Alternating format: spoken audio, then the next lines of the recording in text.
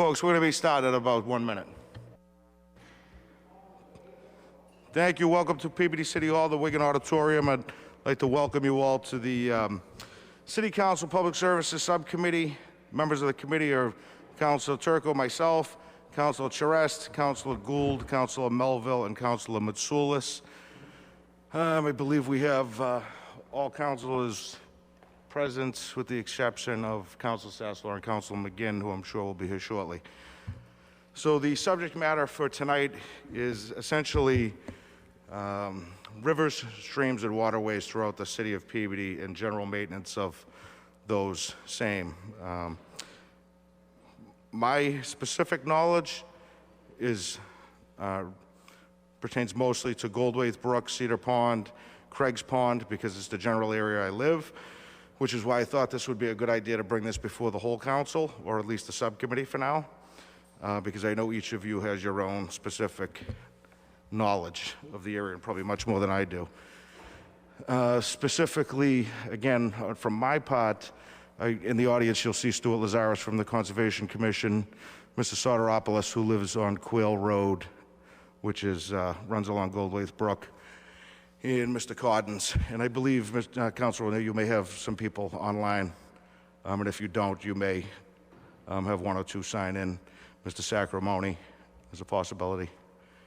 Mr. Donovan was invited to the meeting, but Mr. Donovan couldn't make it tonight. So for a little backdrop, I met Mr. Soteropoulos roughly 5 years ago, George, and he walked me through his area of Goldwaith Brook, which happens to have a major bend behind his home on Quail Road, where it then, I don't believe that was the current trajectory of the stream. I think that through what I was told from the neighborhood when the subdivision was built, the stream was actually moved, which I don't think we do nowadays, but years ago it was moved to make way for the subdivision. And I think that is the problem that we have today. Mr. Soteropoulos, for the better part of his lifetime or his residency there, has gone and taken any debris or brush or any blockages in the stream out. He does that quite regularly to ensure that his neighbors upstream don't get flooded. And, you know, I thank him for that.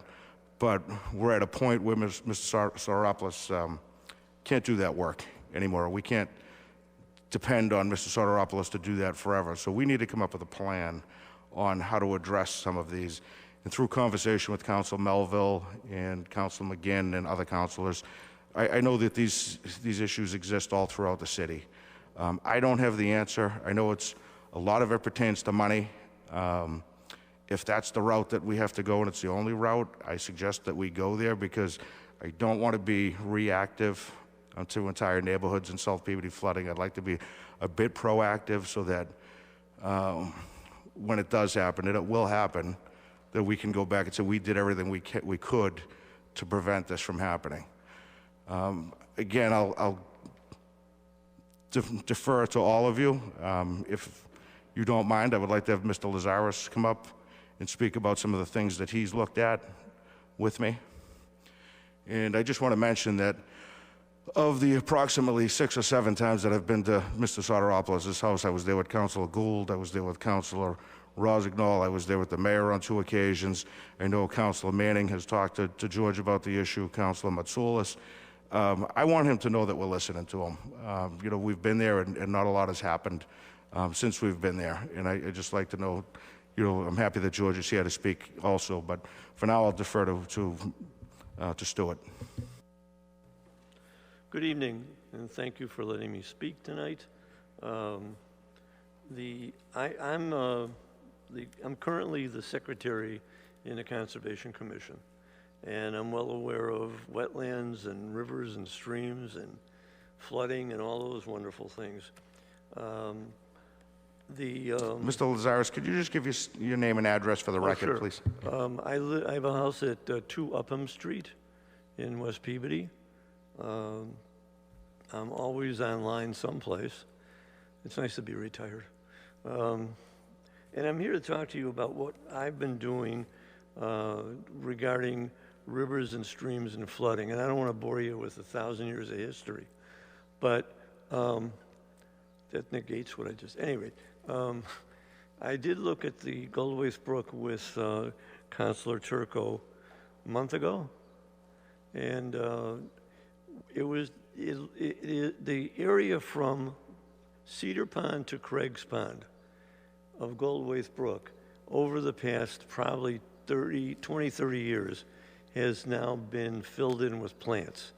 It's probably also been exacerbated throughout the city by all the construction, and all the dirt that comes out of that runs into the rivers eventually.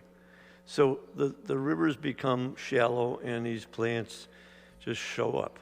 The area behind Counselor Turco's house could probably be widened by another 30 feet. And I've investigated who could do this, and there is a group in the state, they do the Mosquito Control, and if we can show them where the choke points are, they can send a crew out for no charge to clean all this stuff out. In order to facilitate this, I've arranged through the mayor to get one of the firemen to use the fire department's camera, and they're going to go and fly, it's a drone. They're going to fly the drone with a camera down Goldwaith Brook and film where the choke points are. That will then give us information we can transfer over to the state, and they can start looking at ways to take care of this. My plan is to do this throughout the 7 or more miles of waterway, because Goldwaith Brook is not the only brook that's getting clogged. And as soon as you fill a river with debris or plants, something that does not, it's something that takes up the volume that was there, you're going to see flooding. The other problem is that as you get into choke points, it stops the water flowing. So you see the neighbors have water backing up into their properties and everything. That's what I have to say about Goldwaith Brook and the plan that's currently on board. Anybody have any questions? Oh, Quail Road is the same problem, by the way. It's Goldwaith Brook that was changed, was moved around when it was built. So when we go from Cedar Pond to Craig's Pond, that will take care of Quail Road in terms of making it flow better. Any questions? Council Gould. Thank you, Councilor Turco. Through you to Mr. Lazaris. Thank you, A, for having that knowledge, that base knowledge, and you're always offering help. It's greatly appreciated, Stu. So can we back up in your offer of help and the process to get help for us? First thing you need is pictures, and you're going to get that through the fire department? The mayor has told me, I just saw him in a parking lot, he said that we're going to be getting, I'll be getting together with the fire department next Monday or Tuesday. So we'll get it right away. The pictures get taken, or the drone takes pictures of the entire brook, and then you turn those pictures over to this organization that is willing to free up the choke points for free? Yes, I don't know when, but that's the plan. And they probably have to schedule it and everything else. But they've done it before in Peabody, I'm told, years ago. So do you intend to go behind Mr. Soteropoulos' house and take the same photos? Because Mr. Soteropoulos has been struggling with this for 30 years, and it's not getting any easier physically, and he's already made us aware that he is done going in the streams. He just can't do it physically anymore. So. We have a lot of residents that clean up the area that they're abutting because they avoid flooding. So he's not the only one, but everything that we can find will be addressed. Okay? If we miss it, we'll just come back. Mr. Chairman, I really think it sounds like a good starting point, and whatever we can do to help, please let us know. Thank you, Council. Yeah, and my intention, I forgot to mention Bob Labossiere from Public Services is here. My intention was to let the remaining residents speak and then have Bob follow up at the end, because I know Bob has mentioned Mosquito Control to me also, and they have done a substantial amount of work. So, Stuart. Other questions? Thank you. So I also wanted to mention, yes, the mayor did say he wanted to be here tonight. He had a prior engagement that he couldn't get out of, but he did speak to, I believe it's Lieutenant Lewis from the fire department, maybe Captain Lewis, and he was willing to bring the drone down next week. We also had a resident, Andrew Broughton, who lives in Ward 1, brought his drone to Cedar Pond and flew it about to the halfway point where he ran out of battery life, and he's putting together a video of some of the choke points for us. Also, combined with the videos, we should be able to get something to Mosquito Control to show them the specific areas of concern. But again, that's just my area of you know, where I live. So, you know, I'd like to, you know, expand on that if any other councilors would like to. The other thing I wanted to mention was that I spoke to Lou Karamas, who at one point in 2006 oversaw a project in the city of Peabody called the Disaster Mitigation Grant Program. And he said it was a grant issue to the city of Peabody to do exactly what we're looking for them to do now. And he supervised up to 8 employees, and he did not recall the agency that supplied him with the employees. He said he did not believe it was a prison program, but he has daily notes. It was the winter of 2006 where, I mean, just the first 4 notes here: North River from Collar Street, 8 truckloads of debris removed. That was on 12/19/06, 12/20/06, Eastman Gelatin Field, 8 employees, 10 truckloads taken by DPS. So there's history of this. I just think we've lost our way a bit on it, and I just, you know, I'd like to continue with it. Any other councilors before I move on? Oh, I'm sorry. Councilman Soulis. Yeah, thank you, Mr. Chairman. I just wanted to go back in time a little bit. I remember maybe 30 years ago with George Soteropoulos and Russ Donovan, and we went up to Quail Road, and Region was the mayor at the time, and we made it quite an issue at the time. And I remember one of the things we got out of this was on our Pride and Peabody Day, like we have the cleanup day with Mayor Betancourt. One of our functions was to go to the rivers, the streams, and wherever we could unclog the flow of our streams. And that went on for quite a while, and it was pretty successful. But I think, as Councilor Turco said, it probably lost its way and needed a little more service than what we have been doing. So I think we're going in the right direction, and this has been going on too long. You know, as the gentleman that got up there said, this dates back many years. So whatever ideas we can come up with in this forum here this evening, I'm all for it. Thank you, Councilor. Thank you, Councilman Soulis. I think, Mr. Lazaris, did you have one more thing you wanted to add before I have Mr. Soteropoulos come up?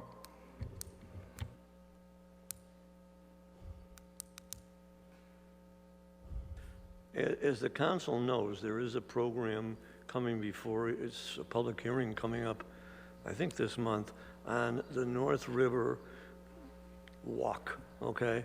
And that will involve putting in new walls, repairing things that are deficient, and it will also clean out the river. So if we look at doing every river in the city and cleaning it out over time, we'll have a benefit. We're also doing something in the city with all the lakes and ponds. We treated Devil's Dish Bowl last year this way. We put in herbicides, and it got rid of all the lily pads, and people out there are now boating, fishing, paddling, canoeing. There's no more plants in their way. I'm doing that. We have a plan now to apply herbicides to every water body except the drinking water. And every water body will also get algicide. Drinking water always has. So these things, when you combine them with getting rid of the plants in the lakes and ponds and getting rid of the plants and debris in the rivers, the city shouldn't flood.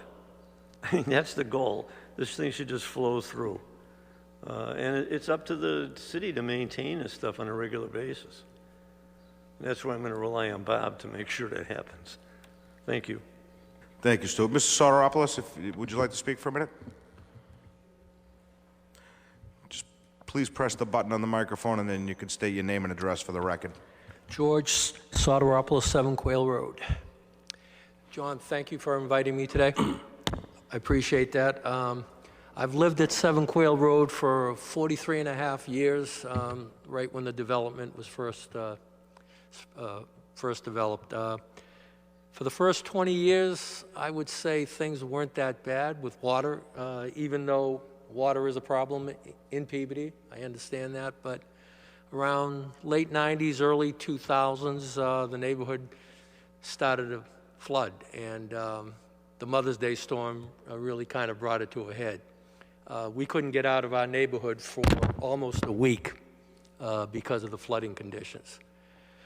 At that point, or actually a little bit before then, I went in the brook myself back in the choke point, and I spent days digging out the growth that had accumulated there. At that point, the brook was only, maybe two feet wide.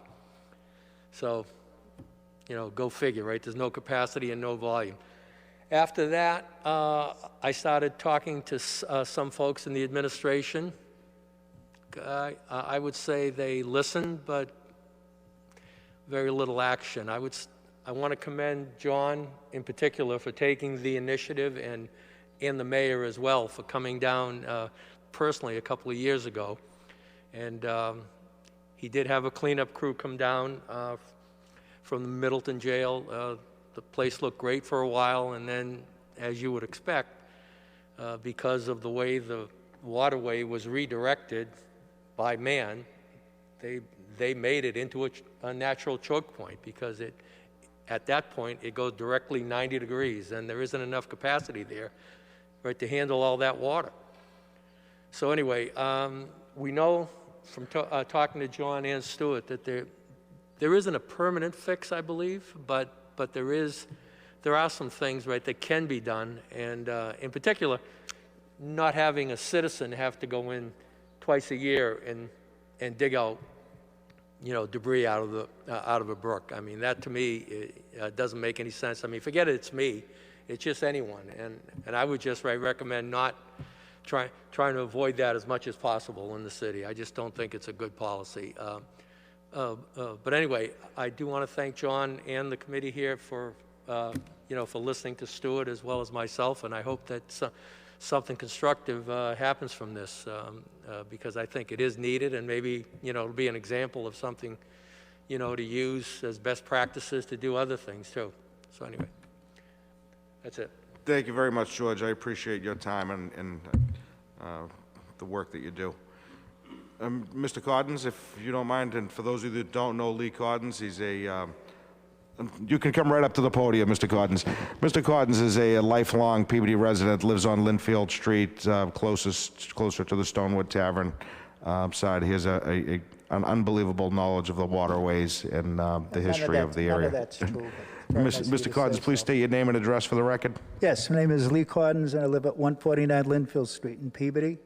And I apologize to anybody if I repeat anything anybody said, because I can't really hear that well. My main interest is to see that's what's left of the Cedar Pond water system preserved, because it has both a practical value and aesthetic value, okay?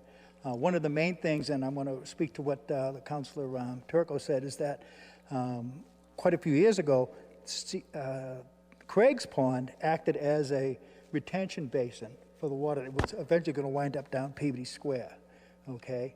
And that's been affected by the invasive species, the phragmites that are there, which is pretty much the same all over eastern Massachusetts. I don't know if it's still true, but the Commonwealth of Massachusetts did have a program to assist people with that invasive species issue. Maybe they still do, I don't know. It's worth looking into. That's pretty much the only thing I'd have to say about that. Thank you very much, Lee. I appreciate that. Councilor O'Neill, is there anybody online with their hand raised that would like to speak, or? There isn't, okay. Chairman Turco, there's no one right now at this time. I'm watching it, so I'll make sure. Thank you very much. Mr. Labossiere, if you don't mind.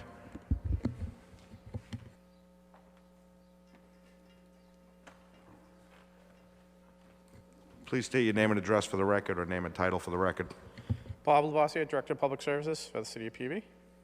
Thank you, Bob. And I just want to say, you know, I realize you have your hands full like no public services director we've ever had with the water mitigation project and, excuse me, with the water main project and paving and countless other issues in the city. So I thank you for that. And the last thing I wanted to do was pull you out of that, but I think this issue is important enough for discussion.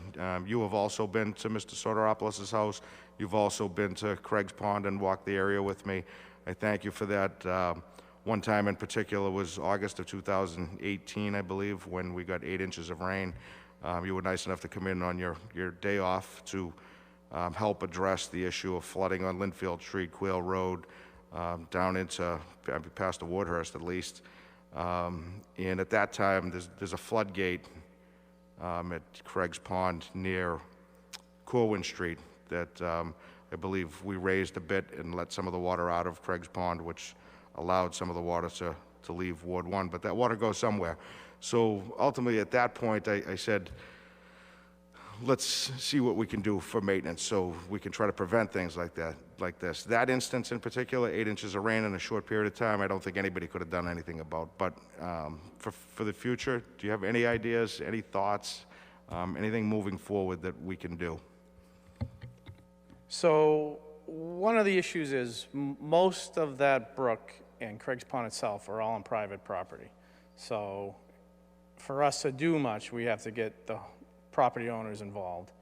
That big flood that we had 3 years ago, one of the things I noticed was Craig's Pond, the water just couldn't get out of Craig's Pond quick enough. Even when we took that trash rack out, it was still a choke point. I always thought we could do something with the landowners similar to what we've done over on Crown and Shield with the Proctor's Brook there. Now we've come to an agreement between the city and Crown and Shield about using that pond as flood mitigation, where we can lower that pond when we know there's heavy rain coming. We have the ability to go in there, lower the pond so that we have storage for heavy rains. We could always do something similar to that at Craig's Pond. I know that outlet there can be reworked so that we can lower the pond to a lower level so that when we do have rain, heavy events, we'll have storage so that water coming down the brook will have some place to go so it won't back up as quick. That was just a quick thought I had when the mayor and I were discussing it. Thank you. Now, as far as you had mentioned Mosquito Control to me too a few years ago, and I believe back then when Mr. Delp's property had flooded, it may have been the same rainstorm, you had mentioned maybe having Mosquito Control come out and do some of the culverts down there. Did we ever reach out to them, or how easy or difficult is it to do that? Obviously they cover a huge area. So would we be able to get them in? Yeah, I mean, the city has utilized them down in that area before. They've been into that neighborhood 2 or 3 times from my understanding. We pay into the Mosquito Control. We're a member of their association, so that's why we get use of them without having to pay for it. We do pay a fee every year to Mosquito Control, so it's one of the benefits we get from it. They are extremely busy, so they do a lot of these projects, but I'm sure they'd come in and this would be a good project for them. But you have to get on their list. So Okay. the sooner we make contact with them, the better. Okay, so with that said, I think the mayor's intention was to get the drone footage Monday or Tuesday with Lieutenant Lewis. So if we get that to you right away, I mean, and again, I don't want to put this in your hands. If it's not you, I think you have an environmental engineer that works for DPS. Where do you want us to go with this? Is it conservation? Is it you? Is it Mr. Stansfield, the environmental engineer? I don't know if Stu, have you made contact with Mosquito Control at all? No, but with Mosquito Control, have you had? Yeah. All right, so Stuart's already spearheading it, so whatever help he needs with that, we can always assist. All right, great. So already ahead of the game. Okay, yeah, there was an email that Stuart had forwarded stating that if we identified certain locations, they would come out. So I think, you know, I don't want to leave this entirely on Stuart, but if you could help him when he needs it, and I'll be there also. Are there any questions from the council? Councilman Martin? Thank you, Mr. Chairman. And I as well want to commend you, Council Turco, for putting this together. And I had just a suggestion. Many of you know George is my cousin, so I know that he has this issue. But I don't know who else lives around these choke points throughout the city. And I'll have to say, George, when you probably bought that house, I was probably 10 years old, and we thought it was really neat that you had that brook in the back of your house and with the ducks and everything, but it turned out not so neat as the years went on. So I'm sorry that you've been putting up with that, and you know, we'll do everything we can to stay focused on this to assist you and other citizens who are suffering from the same dilemma.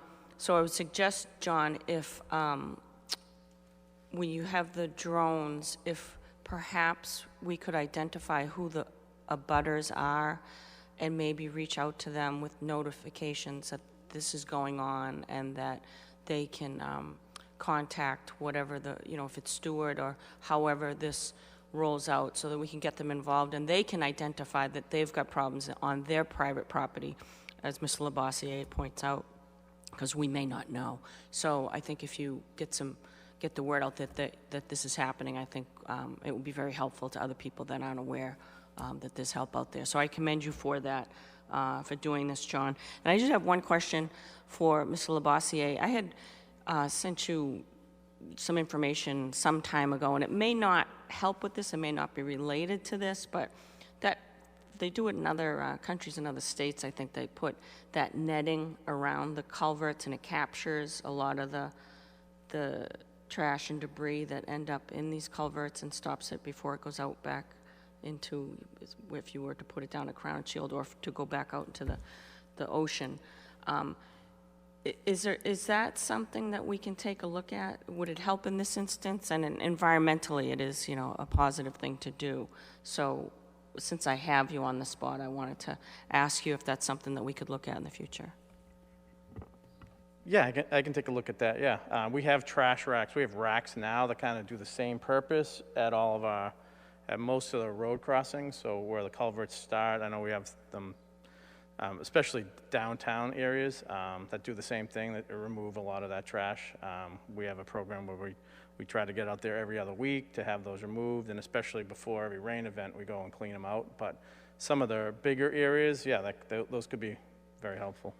Thank you. And when you mention the racks, do they capture things like water bottles and smaller things, or just, you know, like a bicycle or a shopping cart? I don't know what the racks capture. Some of them have larger openings than others, so some of them will capture bottles. They're not all consistent, so something like you're saying would probably be more consistent at stopping that, yeah. Okay, well, thank you very much for taking a look at that. Thank you, Council Turco. Thank you. Councilman Martin, Council Rosendahl had some knowledge about what you're asking. Just a point of information, when Crystal Lake was finished being dredged, one of the recommendations I made was to have some sort of netting across the barriers to prevent exactly what we're talking about, debris going from Lowell Street into Crystal Lake. So I brought that before Concom, and they shot it down, stating that actually wildlife being able to vacate the area, which, if you really think about it, you're actually kind of protecting them, because when do you want a duck walking on Lowell Street? So their response technically didn't at least make sense to me, but that was the response I had gotten in the past to prevent debris going into Crystal Lake. The response I got was wildlife, it would inhibit their ability to roam free. Councilman Martin. Thank you for that response and information. And it is curious, since this type of netting is used elsewhere, and there's wildlife everywhere. So thank you for that information. Maybe we can broach the subject again. Thank you. Thank you. Councilman McGinn. Thank you, Chairman Turco. I'm not on this committee. Appreciate the opportunity to provide some input. And thank you for bringing this issue forward. It's very important, I think, to all councilors. It's very important to me, for sure. I think Mr. Cotton said it a few moments ago, that kind of the universal truth here is it all ends up downtown. So it all impacts Ward 2 eventually. So to the extent we can improve the flow and capacity of the system citywide, everybody's going to be better off, and certainly Ward 2 would be. Appreciate your leadership on this, Mr. Lazaris, and the neighbors being here, Mr. Sardopoulos, Mr. Cottons, and Mr. Labassiere. Mr. Labassiere, I guess you've been great as long as you've been here in terms of being responsive to me with my requests about periodic maintenance of the rivers and streams. So please don't interpret any of this as a criticism. It's not intended as a criticism, but I think what we're seeing here, and a lot of this predates your tenure with the city, is just it probably meetings like this and, prior activities, prior studies, it spurs some level of activity. I think something will happen this time, but then it kind of peters out over time because we don't have a consistent plan. It doesn't seem like we have consistent ownership for the problem. And I'm not sure it is DPS that owns the whole problem. Quite frankly, I'm pretty sure it's not DPS that owns the whole problem. But we've kind of got this, I know in the past we've used some inmate labor. I know there's been good experiences with that, and there's been some not so good experiences with that. I know in a fairly recent conversation with you, you mentioned Parks and Rec have their tree cutting annual program, that might play a role in this in terms of the ongoing maintenance. Clearly, Conservation Commission has a role in this. I'm just wondering, where does it all get coordinated so that we don't just have kind of something that happens this year or maybe into next year if we get into the queue for this mosquito control group, and then it kind of goes quiet again for a number of years. I mean, you've talked, or at least mentioned, the idea of kind of formulating some kind of a more comprehensive plan. I think you do have some level of a plan for the limited resources you do have to get into some of the streams. This idea that Councilor Manning Martin and Councilor Rossignol mentioned about the screens, I mean, that can play a role, but it also creates another issue too. I know because in advance of rain events, you got to get in there and make sure that those things that are now clogged up with debris don't become new choke points, right? And I know that part of it you seem to own, or I shouldn't say you, but DPS seems to own. But from your perspective, how does this all come together? What would put us in a better place in terms of a ongoing plan that would make sure that we can kind of get ahead of this, and then when we're there, kind of stay ahead of it? I guess that's the simple question: is how do we formulate a kind of manageable, ongoing plan so that we don't keep kind of drifting back into this same place where we've got all these congested waterways? Boy, nothing like putting me on the spot, huh? Yeah, I'm not expecting you to have all the answers here tonight, Mr. Labassiere, but I'm really more interested in your opinion of how to coordinate this, and I'm not asking you to take full ownership for it tonight. Please don't misunderstand that. I see you as somebody that can provide a strong opinion on how best to advance this and to get us to a better place going forward. Yeah, no, I understand what you're saying. It's difficult from my perspective. We try to maintain the city-owned areas, that is where the streams cross roadways, where we have access under our jurisdiction. It's hard to make plans going across private properties. You don't know who's in favor or not in favor. So there's a lot involved in this. If you're asking me off the top of my head what I think a good plan would be, I would say, some type of committee with DPS, the planning department, Parks and Rec, a member from Conservation to help guide, and maybe, depending on where we're talking, a ward councilor or some abutters. That way, we meet once a month or, quarterly or something like that and go over some of the stuff. Because it's hard from our perspective to see where all these issues are, especially in the private property areas. So, there's some long stretches. For us to be able to maintain all of them is unrealistic. I think we need to have more eyes on it and be able to get together and communicate a little bit more often. But that would be my suggestion. Thank you, Mr. Labossiere, and I think that's a tremendous suggestion, some type of a working group that meets periodically that could figure out how to marshal the various resources, both within the city and externally. Honestly, as many years as I've been looking at this, I never heard about this mosquito control thing, other than kind of doing the spraying for mosquitoes, which I know they do, but I didn't know they played a role in this until very recently. And the work they did in the city was on rivers and streams was decades ago, so it predates most of us anyway.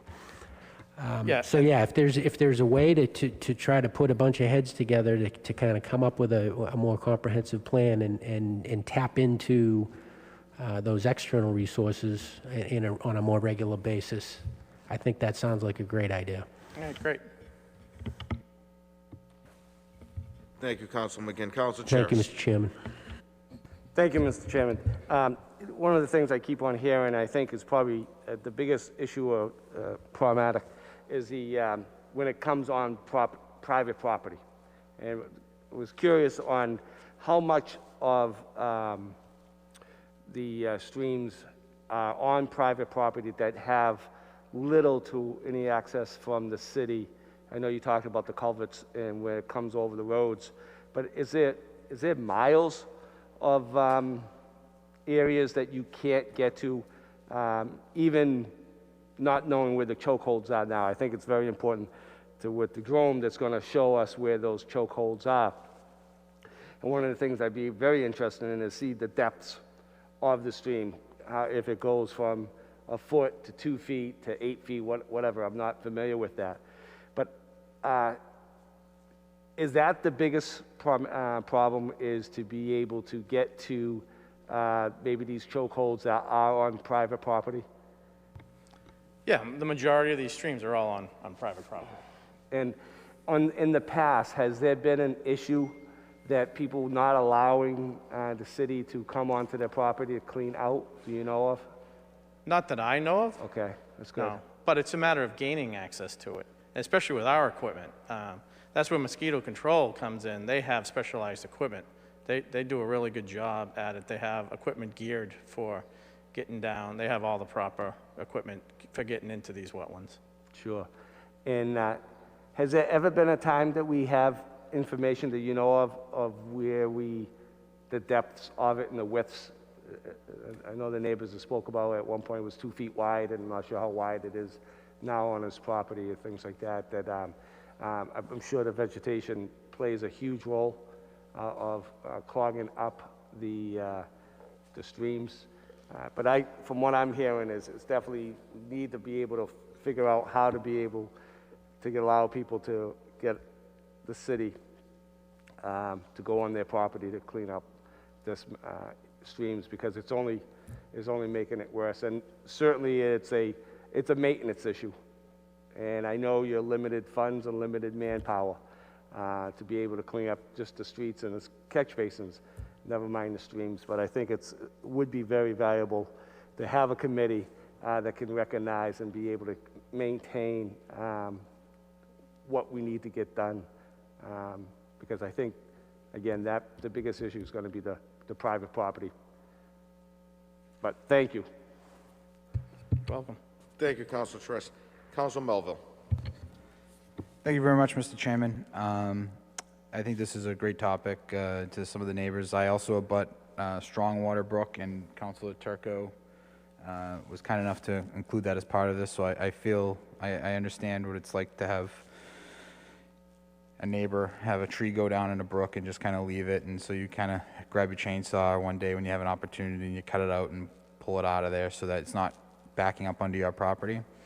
And I know it's very complicated, and through speaking to Mr. Labossiere, I'm gonna kind of gear it to what I know best, which is the Strongwater Brook area.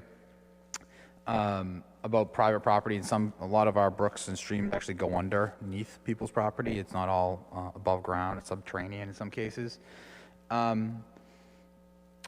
But Bob, we've discussed this in the past. The erosion issue is now starting to be a problem further down the line. We're starting to see like walls collapse, and places that used to be part of the stream that was not on private property. Now the stream has moved on to private property just because it's the width of it, and trees are falling into it and whatnot. So I think we do. I really do support that idea of a kind of a comprehensive group to get together, because my experience on this is you'll talk to somebody and they're very helpful and very responding. I have never had a problem with anybody not responding. It's usually, though, the problem is they'll get there and they say, well, if I put my large excavating equipment here, it's in conservation land, so we got to talk to them. Or we could be upsetting what was previously flood mitigation areas that were dug out at the Welch School or further down towards Clement Ave, Aborn Street. So I think the more folks that we kind of get in a room at one time that can discuss just in general other issues, because I'm sure the folks at these other locations are running into the same, so that at least there's ownership, as Councilor McGinn had pointed out, ownership for that particular question at that particular time. I think that would be helpful. Because and the other thing is, it's going to require, some of our fellow residents to maintain their properties. That's actually a big part of this. They shouldn't, in some places you don't want people, throwing their garbage essentially into where the stream would be, so that it blocks it.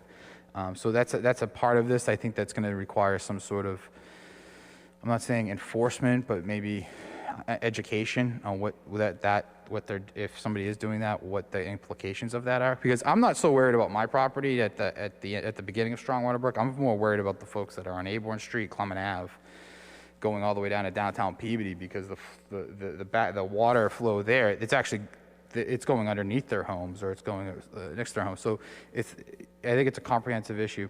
And lastly, I think the use of, whether it be the continuous checking on the culverts, I got to commend you guys for doing that. It's very consistent.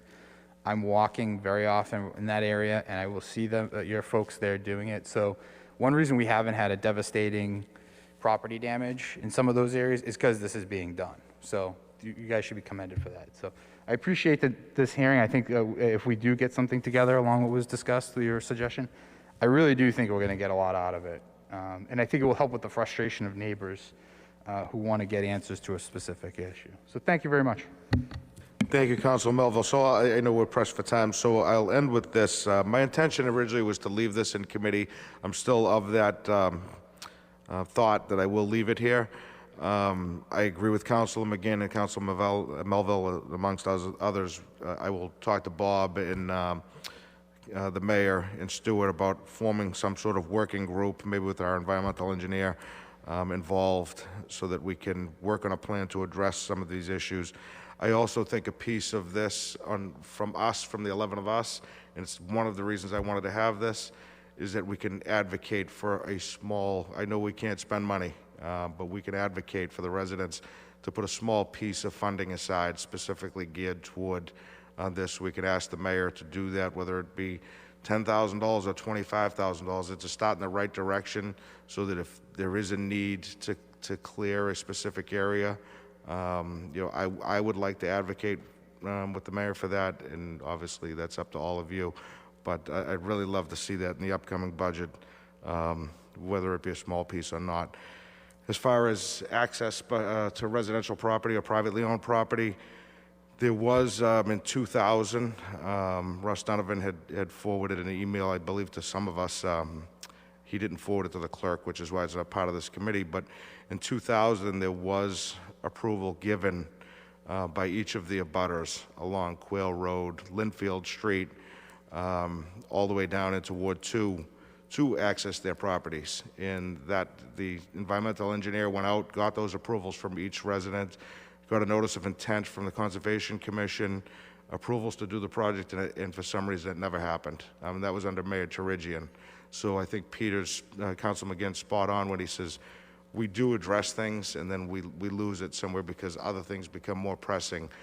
My intention is not only to get this working committee formed, but to keep this before this subcommittee on a quarterly basis. So you'll hear again in 3 months of where we are with it. And I thank you all for your input. Can I get a motion to adjourn? Thank you. Motion to adjourn?